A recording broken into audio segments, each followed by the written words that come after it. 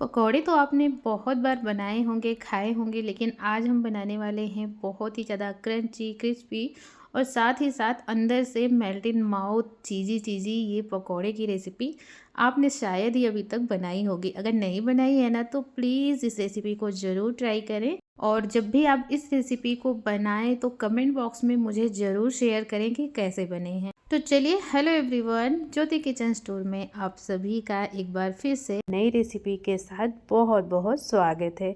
आज हम बनाने वाले हैं दोस्तों प्याज की पकौड़ी, वो भी बहुत ही नए तरीके से, जिसमें हम ब्रेड का भी यूज़ करने वाले हैं। और आज की ये नाश्ते की रेसिपी ना बहुत ही ज़्यादा डिलीशियस लगने वाली है और बच्चों की तो फेवरेट होने वाली है। तो बनाइएगा ज़रूर, आप भी ट्राई करिएगा मेरी तरह और कैसे बने हैं मुझे कमेंट बॉक्स में ज़रूर बताइएगा। इसके लिए मैंने बड़े साइज़ की प्याज ली है। आप छोटे साइज़ की भी प्याज ले सकते हैं, लेकिन थोड़े से बड़े साइज़ की प्याज लेंगे तो नाश्ता हमारा ना दिखने में काफ़ी अच्छा लगेगा और थोड़े बड़े बड़े साइज़ के बनेंगे। प्याज को हमने छील दिया है अच्छी तरह से और इसे धो लिया है ताकि इसमें जो मिट्टी वगैरह हो वो निकल जाए।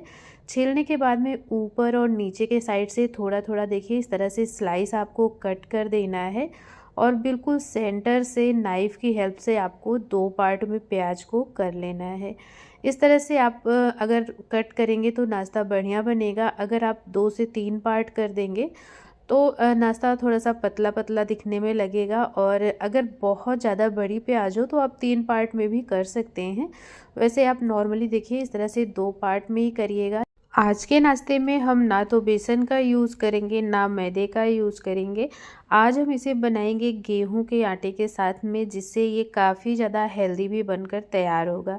और ये देखिए प्याज को बीच से कट करने के बाद में हमें इसके स्लाइसेस को इस तरह से निकालना है।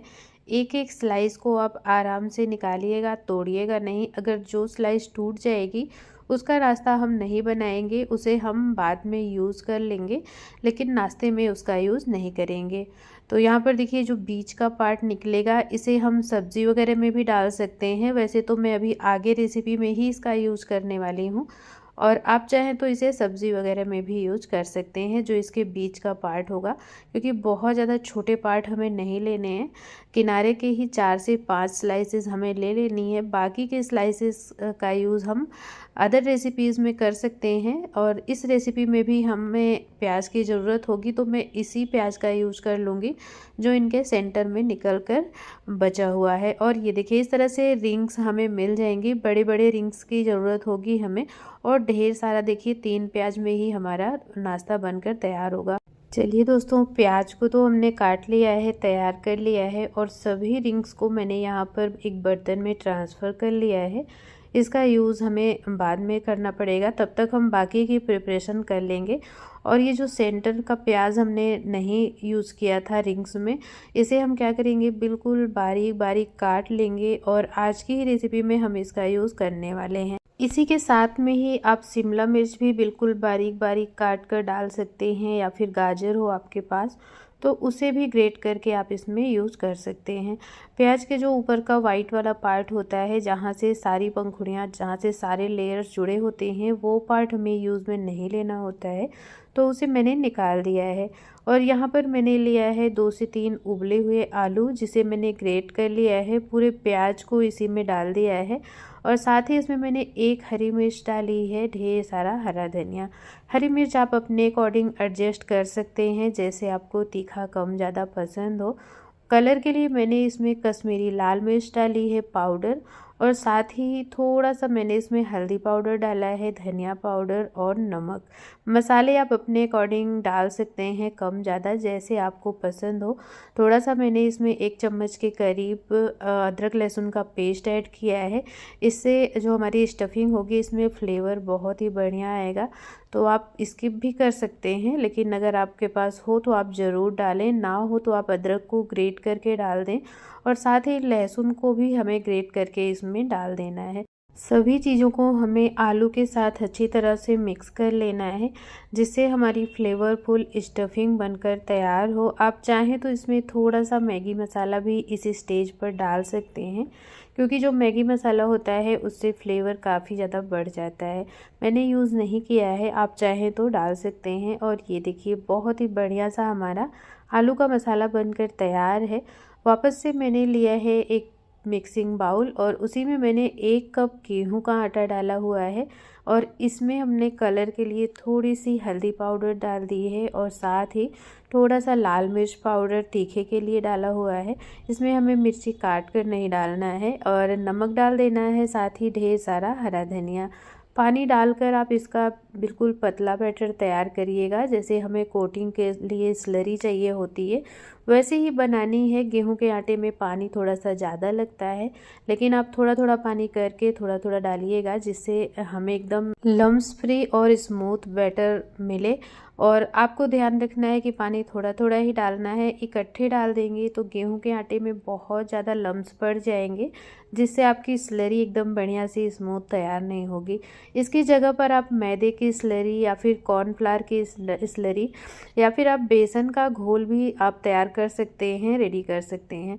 लेकिन मैंने इसे हेल्दी वर्जन में बनाया है, इसीलिए मैंने इसमें गेहूं का आटा यूज़ किया है। मैंने यहाँ पर 4 से 5 ब्रेड की स्लाइसेस ले ली हैं। जो वाइट वाली ब्रेड आती है उन्हीं का यूज़ आपको करना है, क्योंकि हम करेंगे इसकी कोटिंग क्रंचीनेस के लिए। अगर आप ब्राउन ब्रेड का यूज़ करेंगे ना तो उससे जो हमारा ब्रेड क्रम्स बनेगा वो डार्क कलर में बनेगा, जिससे नाश्ता हमारा पहले से ही डार्क दिखेगा। तो आपको वाइट ब्रेड ही लेना है। और यहाँ पर देखिए इसके किनारियों को हमने निकाला नहीं है, साथ में ही पीस दिया है सभी को और ये एकदम फाइन पीस जाता है। बहुत ही बढ़िया हमारा ब्रेड क्रम्ब बनकर तैयार हो जाता है। तो चलिए सारी प्रिपरेशन हो गई है और अब हम करेंगे नाश्ते की स्टफिंग। इसके लिए सबसे पहले प्याज के जो बड़े वाले रिंग्स हैं उन्हें हमें ले लेना है और सभी को हमें एक साइड में रख देना है। साथ ही मैंने यहाँ पर देखिए चीज़ स्लाइस ली है, इसकी जगह पर आप मोज़रेला चीज़ भी यूज़ कर सकते हैं, लेकिन उसे स्टफ़ करने में थोड़ी सी प्रॉब्लम होती है। तो आप इस तरह से स्लाइस अगर लेते हैं ना तो इस नाश्ते में स्टफिंग करने में प्रॉब्लम नहीं होगी और पूरे नाश्ते में इसकी एक बढ़िया सी लेयर आ जाएगी, जिसका क्रीमीनेस नाश्ते में खाने के टाइम पे बहुत ही बढ़िया लगेगा। तो देखिए हमें इसकी कटिंग कर लेनी है। मैंने इसे बिल्कुल पतले पतले पीसेस में काट दिया है। उतना पतला आपको काटना है जितना कि हमने प्याज को कट रखा हुआ है। प्याज से थोड़ा कम रख सकते हैं, पर आपको ओवर नहीं रखना है, ज़्यादा नहीं रखना है। और देखिए सभी प्याज में जैसे मैं वीडियो में बता रही हूँ इसी तरह से आपको सेट कर देना है ब्रेड की चीज़ की स्लाइस को इस तरह से सभी में कोट कर देना है अंदर तक, जिससे कि जो हमारा नाश्ता बने वो एकदम चीज़ी बने, क्रीमी बने। जब हम इस नाश्ते को फ्राई करेंगे ना तो इसमें चीज़ अंदर से मेल्ट हो जाती है और खाने में बहुत ही ज़्यादा स्वादिष्ट लगती है। इसके साथ आप चटनी वगैरह का यूज़ ना भी करें तो भी ये नाश्ता बहुत ही टेस्टी लगता है। तो आप इस तरह से कोट कर सकते हैं या फिर बिना चीज़ के भी आप बना सकते हैं। ये वाला स्टेप आप स्किप कर दीजिएगा, केवल आलू की स्टफिंग रखिएगा, इससे भी आप बना सकते हैं। तो देखिए चीज़ हमने रख दिया है। अब हम क्या करेंगे, आलू की जो हमने स्टफिंग बनाई थी वो लेंगे और चीज़ के ऊपर बिल्कुल पतली सी लेयर इसकी हम लगा देंगे हाथों की हेल्प से और चिकना कर देंगे। और आप ध्यान रखिएगा कि चीज़ को आपको ढक देना है एकदम बढ़िया तरीके से, क्योंकि ये मेल्ट होगी तो बाद में ऑयल में निकलने लगता है। इसीलिए आप एकदम अच्छी तरह से इसे कवर कर दीजिएगा स्टफिंग से। और यहाँ पर देखिए ऊपर से भी मैंने एक प्याज का स्लाइस रख दिया है और इस तरह से आप प्रेस कर सकते हैं। चाहे तो इस तरह बना सकते हैं, चाहे तो मैं आगे और बताती हूँ बिना बीच में प्याज की एक और लेयर रखे भी आप इसे बना सकते हैं। तो मैंने बाकी के नाश्ते को एक ही लेयर में बनाया हुआ है, दूसरा लेयर नहीं लगाया है प्याज का। और देखिए इस तरह से आप करेंगे ना तो प्याज बहुत ही जल्दी पक जाता है और हमारा जो चीज़ है वो भी बहुत ही बढ़िया तरीके से मेल्ट हो जाएगा।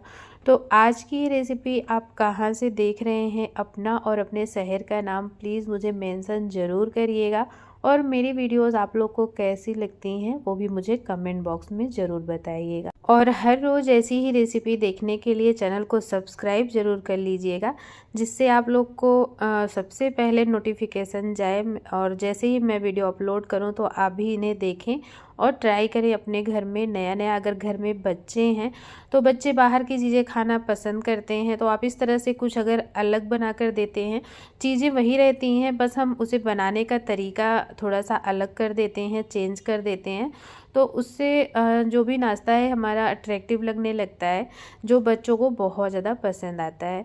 तो आप इस तरह से नई नई चीज़ें ट्राई कर सकते हैं मेरे साथ, और अपना भी अनुभव आप मुझे शेयर कर सकते हैं कि आप किस तरह से इसे बना सकते हैं। तो मैं उस रेसिपी को भी शेयर करूंगी और मुझे भी कुछ आप लोगों से सीखने को मिलेगा। तो देखिए दोस्तों, सारी नाश्ते को हमने अच्छी तरह स्टफ़ कर लिया है। इसके बाद हम क्या करेंगे, गेहूं का आटा लेंगे, इसकी जगह आप कॉर्नफ्लावर ले सकते हैं, मैदा भी ले सकते हैं। इसमें आपको डस्ट कर लेना है, एक बार सभी को अच्छी तरह कोट कर लेना है। इसका एक रीज़न यही होता है कि जो हम स्लरी बनाए हैं, अगर आप इसे ड्राई कर लेंगे तो स्लरी बहुत ही अच्छी तरह से चिपकती है, नहीं तो जो प्याज है ना उसके ऊपर स्लरी चिपकती नहीं है अच्छी तरह से। तो आप एक बार इसे डस्ट कर सकते हैं या फिर स्किप भी कर सकते हैं, लेकिन डस्ट कर लेते हैं तो जो हमारी स्लरी की कोटिंग है ना वो बहुत ही बढ़िया तरीके से चिपक जाती है प्याज के ऊपर भी। तो हमें क्या करना है, अभी देखिए इस तरह से स्लरी में डिप करना है एक एक नाश्ते को उठा करके, और अच्छी तरह से स्लरी एक्स्ट्रा जो भी इसमें हो, जो भी घोल एक्स्ट्रा हो वो निकाल देना है और डाल देना है ब्रेड क्रम्स के ऊपर। और हमें ब्रेड क्रम्स की एकदम अच्छी तरह से कोटिंग कर देनी है। इस तरह से हल्के हाथों से आपको उठाना है, बहुत ज़्यादा इसे प्रेस नहीं करना है। कोटिंग हो जाए तो आपको निकाल कर इसे रख देना है। इस तरह से कोट करके ना आप इसे फ्रिज में 3-4 घंटे के लिए भी रख सकते हैं। जैसे अगर घर में गेस्ट वगैरह आने वाले हों तो आप इसे तैयार करके रख दें। वैसे तो इसमें मैंने प्याज डाला हुआ है, अगर बिना प्याज के हम कोई नाश्ता बनाते हैं तो उसे लंबे समय के लिए स्टोर कर सकते हैं, लेकिन इसमें हमने प्याज का यूज़ किया है, वो भी कच्ची प्याज डाली हुई है। तो कच्ची प्याज काटने के बाद में ज़्यादा देर अगर आप रखते हैं तो उसमें से स्मेल आने लगती है, तो आप इसे लगभग 2 से 3 घंटे के लिए तो रख सकते हैं। इससे ज़्यादा टाइम के लिए इसे बिल्कुल भी ना रखें। हाँ, अगर आपको बनाना है और आपके पास टाइम है तो आप 2 से 3 घंटे पहले इसे बनाकर रख सकते हैं फ्रिज में, किसी भी एयर टाइट कंटेनर में रख दें, और जैसे ही गेस्ट आएँ आपको जब भी बनाना हो तो आप फ्राई करें तुरंत, और इसे गर्मा गर्म ही सॉस के साथ या केचप के साथ सर्व करें, या चटनी बना सकते हैं। अगर आप चाहें तो इसे चाय के साथ भी इंजॉय कर सकते हैं। और इसे बनाना बहुत ही ज़्यादा आसान है, मैंने आपको स्टेप बाय स्टेप सारी रेसिपी बताई है। स्टेप बाय स्टेप फॉलो करके बनाएंगे तो बिल्कुल मेरी तरह ही रिज़ल्ट आएगा और ऐसे ही बनकर तैयार होगा। तो देखिए यहाँ पर सारे नाश्ते को हमने कोट कर लिया था, और अब हम करेंगे इसे फ्राई। तो बिल्कुल गरम तेल में ही आप इसे डालिएगा, तेल एकदम अच्छा गरम होना चाहिए। ऐसा नहीं है कि तेल हल्का गरम हो और आप इसे डाल दें, तेल एकदम बढ़िया तरीके से गरम कर लीजिएगा, उसके बाद ही इसमें डालिएगा। इससे क्या होगा कि हमारी जो चीज़ है वो जल्दी से मेल्ट नहीं होगी। अगर आप लो फ्लेम पर पकाएंगे ना तो जब तक ऊपर की लेयर पकेगी उससे पहले चीज़ मेल्ट हो जाती है और बाहर आने लगती है, और जो ऊपर की लेयर है वो उतनी ज़्यादा क्रिस्पी नहीं होती है। और लो फ्लेम पर पकाने पर ना जो हमने ब्रेड क्रम्ब का यूज़ किया है वो तेल को, ऑयल को बहुत ही ज़्यादा अब्जॉर्ब करता है। तो आप इसे हाई फ्लेम पर ही पकाएं, क्योंकि इसमें बहुत ज़्यादा कच्ची चीज़ें नहीं हैं। जो भी हैं ऊपर की लेयर कच्ची है, जो आटे का घोल है वो पकने में टाइम नहीं लेगा। और ये देखिए फ्रेंड्स, जो चीज़ थी वो मेल्ट होकर बाहर आने लगी थी। तो हमें क्या करना है, इसे निकाल लेना है बाहर। अगर जिस भी नाश्ते की चीज़ बाहर आने लगे तो आप उसे फटाफट से बाहर निकाल लें, नहीं तो ऑयल में बहुत ज़्यादा बिखरने लगता है। यहाँ पर देखिए मेरे 1 से 2 नाश्ते की चीज़ थोड़ी थोड़ी से बाहर होने लगी थी, जिसकी वजह से तेल में देखिए काफ़ी ज़्यादा मतलब चीज़ निकल कर मेल्ट हो गई है, फैल गई है। तो सेम प्रोसेस से ही हमें दूसरा बैच भी फ्राई कर लेना है। और कहीं कहीं मैंने चीज़ ज़्यादा डाल दिया था, वो लेयरिंग जो थी उसकी डबल कर दी थी, उसकी वजह से ही चीज़ बाहर निकलने लगी थी। तो आप केवल एक लेयर ही लगाइएगा चीज़ की, बहुत ज़्यादा नहीं लगाइएगा। और इसे हमें अच्छी तरह से फ्राई कर लेना है गोल्डन कलर आने तक। ये बहुत ही जल्दी फ्राई भी हो जाता है, बिल्कुल भी टाइम नहीं लगता है। और इस तरह से देखिए जैसे पिज़्ज़ा आता है लावा पिज़्ज़ा वगैरह, वैसे ही इसकी भी चीज़ बाहर मेल्ट होके निकलने लगती है, जो कि दिखने में भी काफ़ी सुंदर लगता है और खाने में तो बहुत ही ज़्यादा चीज़ी, अंदर से क्रीमी और ऊपर से उतना ही ज़्यादा क्रिस्पी और क्रंची बनकर ये नाश्ता तैयार होता है। तो आप भी ट्राई ज़रूर करिएगा और आज की रेसिपी आप लोग को कैसी लगी है कमेंट बॉक्स में बताना बिल्कुल भी ना भूलिएगा। चलिए दोस्तों, सारा नाश्ता हमने फ्राई कर लिया है और अब हम कर लेंगे इसकी फटाफट से प्लेटिंग।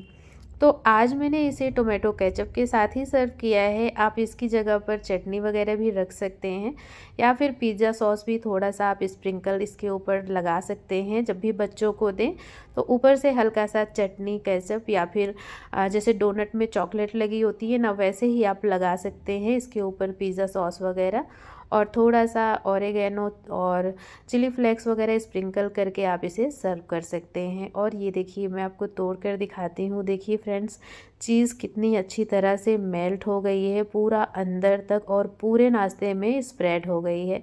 और ये चीज़ी चीज़ी क्रीमी नाश्ता और चटपटा नाश्ता आप एक बार बना लेंगे ना, तो बच्चे बाहर का पिज़्ज़ा, बर्गर, समोसा, कचौड़ी खाना सच में भूल जाएंगे और बार बार यही डिमांड आने वाली है कि यही नाश्ता बनाइए।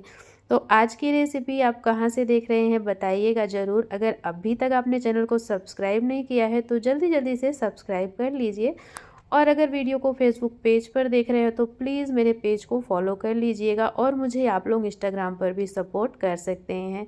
तो चलिए दोस्तों, मिलते हैं फिर से ऐसी ही हेल्दी और टेस्टी रेसिपी के साथ। तब तक आप भी बनाइए और उसे शेयर करिए जो आपको बनाकर खिलाए। राधे राधे।